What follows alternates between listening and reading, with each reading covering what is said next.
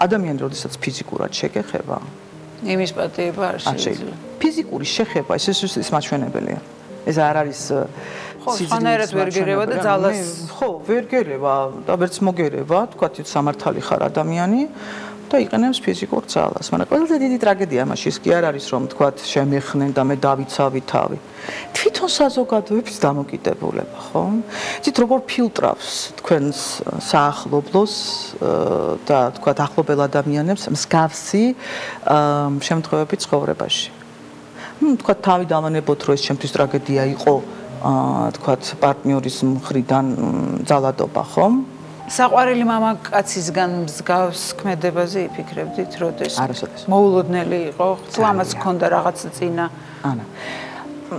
ნახეთ, კამათი მოსდის ყველას. ბუნებრივი პროცესია, ხო, ურთიერთობაში თქვენ არ მოგცვლიათ კამათი თქვენს მეუღლესთან. კი, როგორ არ მომსვლია, მაგრამ გარტყმამდე არ მისულა. აი, მაგაშია საქმე.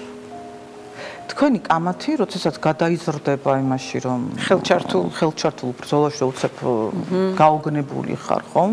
ეს არნიშნავს, რომ ცერა ვერ მთვრალი ვიყავი, ნაშრომი ვიყავი, ნერვები აშლილი ვიყავი, ამაზე პატიება არ აქვს.